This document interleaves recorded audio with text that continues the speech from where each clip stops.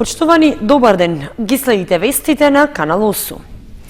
Откупот на јагнињата во источниот регион и годинава потврли.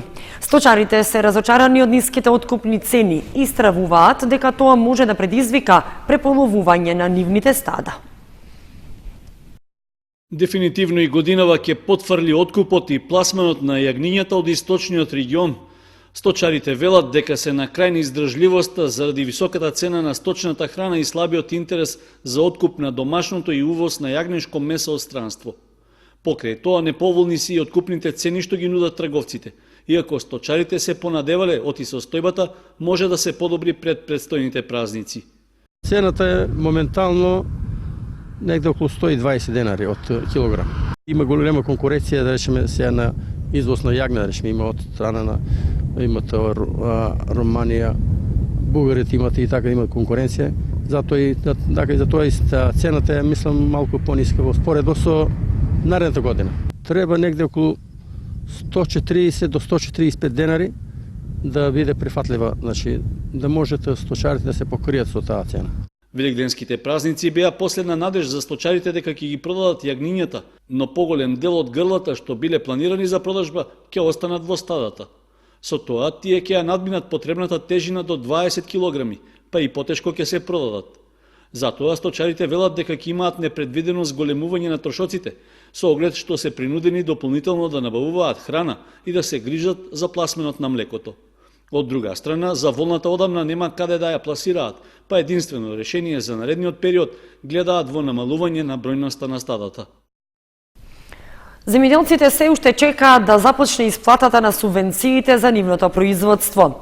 И покрај најавите од средината на минатиот месец дека ќе ги добијат парите, до сега на трансакцијската сметка никој не ја добил очекуваната финансиска подршка. Исплатата на субвенциите за земјоделското производство се уште е заглавена. Повеќе од еден месец земјоделците се во исчекување да ги добијат парите што треба да им ги исплати државата како подршка за производството од лани, а дел од нив ги чекаат и средствата за претходните години. Префрлањето на одговорностите меѓу државните институции и надлежностите што тие ги имаат и понатаму трае, а земјоделците остануваат во неизвестност. Состојбата е непроменета, иако во средината на март новоизбраниот директор на платежната агенција рече дека постапката за исплата на субвенциите е започната и очекува да се одвива нормално. По надминување на административните пречки започна подпишување на директните плаќања кон земјоделските стопанства, односно субвенциите, кои што 224 милиони денара беа подпишани со налог за исплаќање до Трезор, односно од Министерството за финансии до трансакциона сметка на сите земјоделци. Исто така ќе бидат подпишани дополнителни 170 милиони денари за истите производители, а тоа се млекопроизводители и производители на оризова арпа, а овде влегуваат и оние производители кои што производат органски производи. За до 31 јуни се очекува изготвување на списоци за директни плаќања, по специјалности тоа градинарство, лозарство, овоштарство, поледелските култури и се разбира сточарите и тоа живинарство, свињарство, говедарство, козарство и овчарство. Оризопроизводителите велат дека на сметките не им стигнале пари од субвенциите, иако ги доставиле потребните документи. Однесено и чекам да примам, па не знам, нема до сега па. Мене. Иако се закануваа со протести и блокирање на патиштата, тоа не им помогна на земјоделците да ги добијат парите од субвенциите. Обидувајќи се да го смират незадоволството од платежната агенција и од Министерството за земјоделство, неодамна рекоа дека крајниот рок за исплата бил до 30 јуни, поради што немало потреба од кревање тензии. Сепак, новата сеидбена сезона кај оризопроизводството веќе започна, а ветената подршка од државата изостана, зашто оправдување е продолжувањето на политичката криза.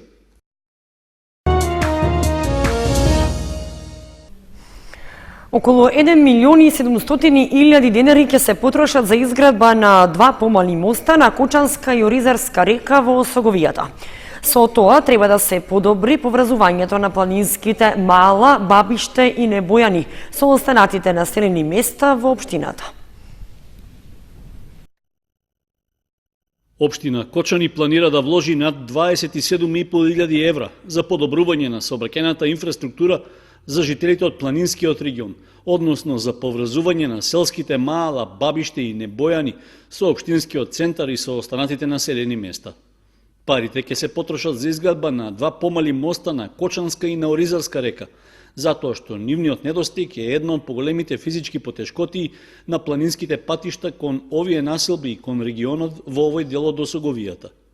За реализација на проектот за изградба на мостовите, локалната самоуправа распиша тендерска постапка за избор на изведувач на градежните работи, а рокот за пријавување на заинтересираните е до 26 април. Според проектната документација, се работи за мостови со должина од 7,5 и широчина од околу 2,5 метри. Целата конструкција треба да биде бетонско-метална, со придружни елементи за поголема сообраќајна безбедност. Исто така и коловозната површина треба да биде изработена од дебел лим со соодветна антикорозивна и друга заштита. Фирмата изведувач, што ќе биде избрана со тендерската постапка, има рок од 4 месеци да ја заврши изградбата на мостовите, односно предавањето во употреба на објектите би требало да биде на крајот од летото. Изградбата на овие два моста е уште еден зафат што општината го реализира за подобрување на патната инфраструктура во планинскиот регион. Лани течеше тендерска постапка за изградба на два моста на Бела река кон селото Главовица, за што локалната самоуправа предвиде да се потрошат 1.300.000 денари, а пред 3 години со 1.800.000 денари беше изграден мост на Голема река кај селото Полаки. Тогаш парите во еден дел беа од општинскиот буџет, а остатокот од фондовите на Бирото за рамномерен регионален развој на руралните подрачја. Кочани доби нов маркет за техника Техномаркет. Станува збор за маркет кој што е промотор на најсовремената технологија во областа на апаратите за домакинство, црната и белата техника. Техномаркет во Кочани е лоциран на улицата Тодосија Паунов до основното училиште Малина Попиванова. Пред граѓаните на Кочани, кои уште пред отворањето во голем број чекаа пред вратата, денеска беше отворен најдобриот маркет за техника Техномаркет. На отворањето, граѓаните беа изненадени од супер промотивните цени и големите попусти кои што ги нудеше маркетот, а посебно беа заинтересирани и купуваа LED телевизори, фрижидери и машини за перење, кои што се продаваа по цена од 7.999 денари.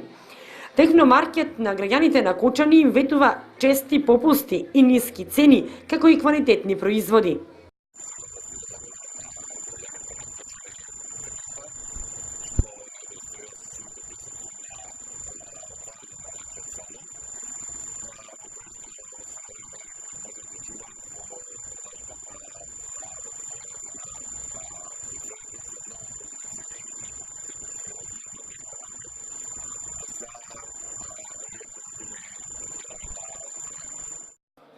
Техномаркет годинава бележи 15 години постоење и успешно работење на македонскиот пазар. Техномаркет представува мало продажен ланец за техника кој на регионално ниво датира уште од 1997 година. Првата продавница со овој бренд е отворена на македонскиот пазар во 2003 година. Техномаркет Македонија е дистрибутер на производите од светски познатите брендови Panasonic, Electrolux, Sony, Philips, Daewoo, Gorenje, LG, Hansa, Ariston и многу други. Брендот Техномаркет се појави на овој пазар како промотор на најсовремената технологија во областа на апаратите за домакинство, црната, ТВ, аудио и видеотехника, како и белата техника. Првата продавница на брендот Техномаркет е отворена во Скопје, а потоа и во Битола. Од тогаш почна интензивно да ја шири својата продажна мрежа и да ги доближува своите производи и услуги до се поголем број на потрошувачи. Денеска Техномаркет има 13 продажни салони ширум земјава во сите поголеми градови во Македонија, сопствена логистичка мрежа, сопствен царински склад и сопствен сервис. Со цел да ги направи подоставни производите до сите потрошувачи, Техномаркет постојано организира бројни промоции, акции, наградни игри, програми за најверените купувачи, како и бројни настани од промотивен карактер. Во насока на излегување во пресет на потрошувачите, Техномаркет овозможува купувачот да одбере на кој начин ќе го купи производот, и тоа на кредит со кредитна картичка или пак преку синдикална продажба на рати. Визијата на Техномаркет е подобрување на целокупниот квалитет на живење на потрошувачите со најнови апарати за домакинство по пристапни цени. Техномаркет во Кочани е лоциран на улицата Тодосија Паунов до основното училиште Малина Попиванова.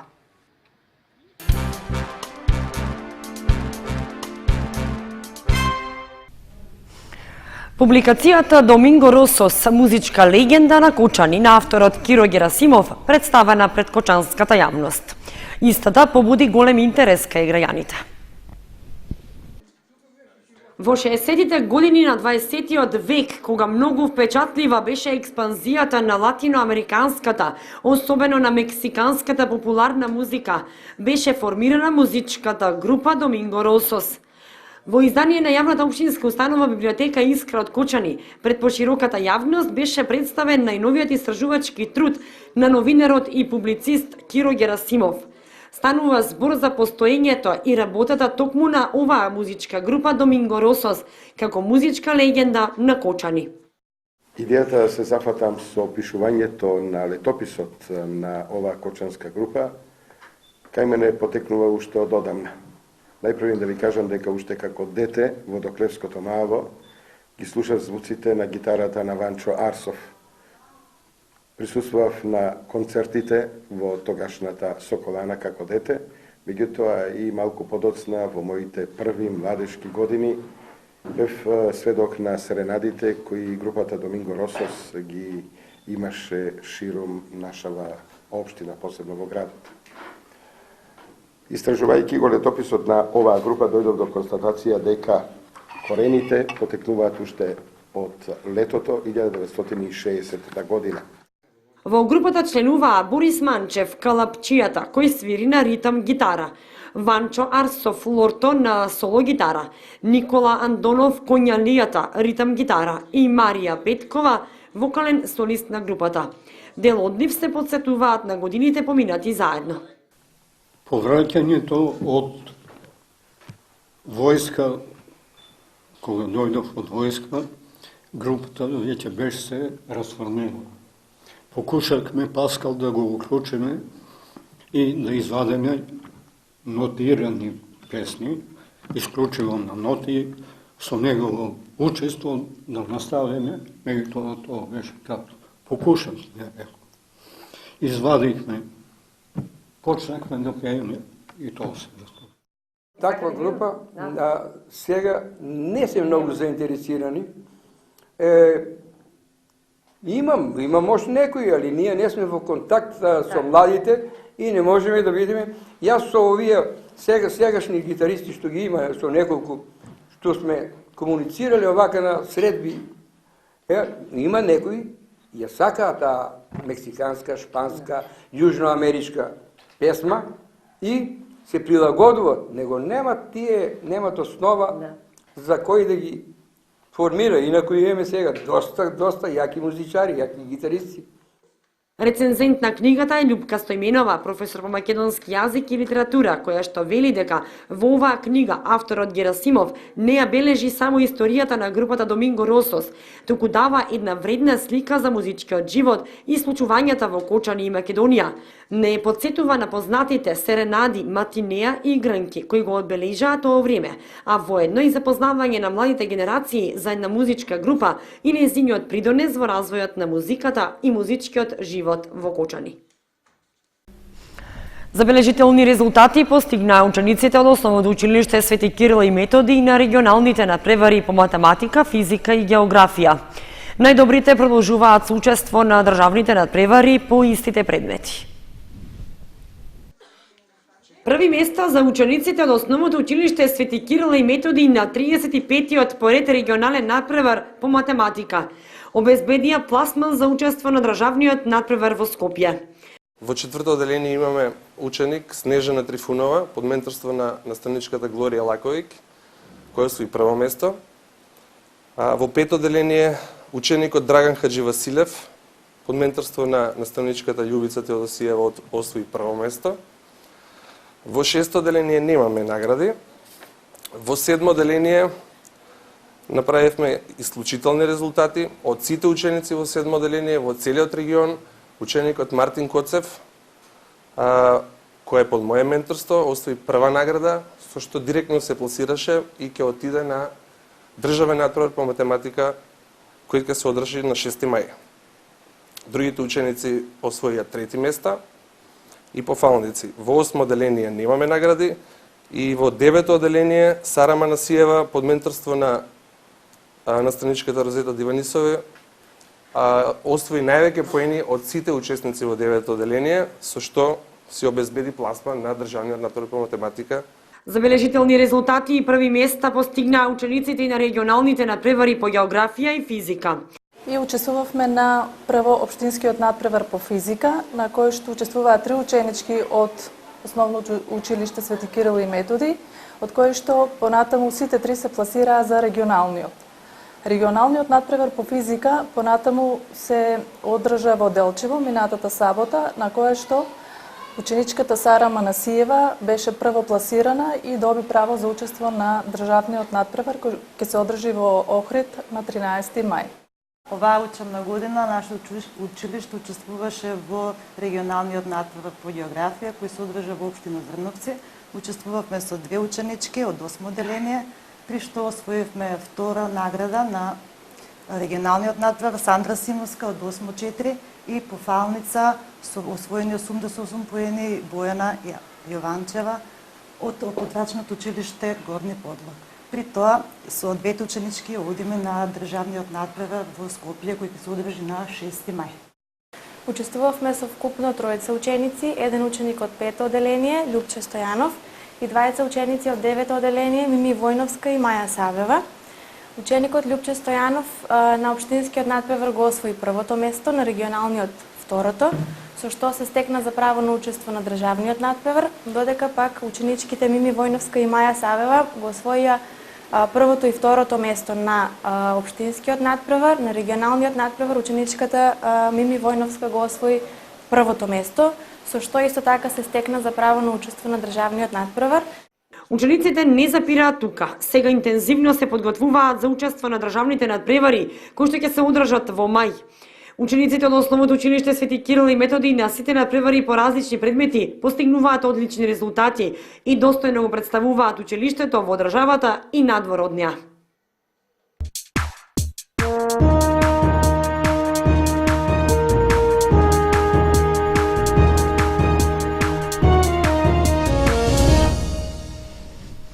Следуваат информациите од спортот. Кошаркарите на Баскет Дино и во второто коло од разигрувањето во третата лига претрпеа пораз на домашен терен од екипата на МЗТ. Во М12 лигата пак нашите момчиња овој викенд ке паузираат. Во второто коло од разигрувањето во првенството на третата кошаркарска лига, екипата на Баскет Дино доживеа уште еден пораз на домашен терен. Во салата кај гимназијата, нашите кошаркари се сретнаа со своите врсници од МЗТ од Скопје и загубија со 84 спрема 80. Крајниот резултат од средбата не е вистински одраз на квалитетот на играта што ја прикажа домашниот тим, бидејќи до крај се водеше неизвестна битка кој ќе ги освои бодовите. Сепак, на момчињата на тренерот Сашо Лазаров, како да им недостасуваше поагресивна борба и малку повеќе спортска среќа, за да стигнат до посакуваната победа. На 8 секунди пред крајот, при резултат 82 спрема 80, тие беа во можност да изедначат, со оглед што имаа напад. Во брзањето да постигнат погодок, ја загубија топката и им дозволија на гостите да изведат контранапад и буквално во последната секунда да го постават крајниот резултат, што им ја донесе победата. Тоа што досега е постигнато не треба да биде разочарување за нашите кошаркари, затоа што им предстои нов надпревар во плей-офот. В сабота тие ќе патуваат во Свети Николе, каде за противник ја имаат екипата на Овчеполе. Младите кошаркари на Кочанскиот тим пак, кои се надпреваруваат во М12 лигата, овие 2 викенда ќе паузираат. Причина за тоа е што, иако надпреварите во нивната група завршија, викендов ќе се игра последното коло во западната група, пошто и во оваа лига ќе стартува разигрувањето за освојување на титулата. Екипите на Баскет Дино, МЗТ и Карпош Соколи, како 3 првопласирани екипи од источната група, ќе играат меѓусебно, пошто најдобрите 4 од двете групи ќе се сретнат во така наречениот Final Four за освојување на првото место во М12 лигата.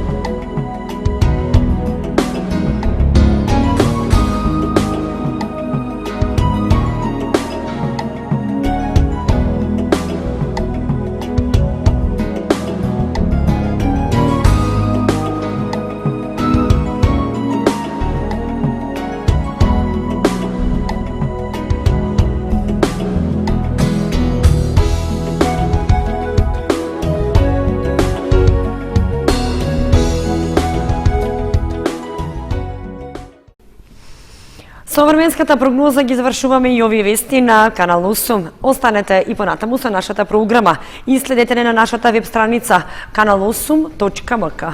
Довидување.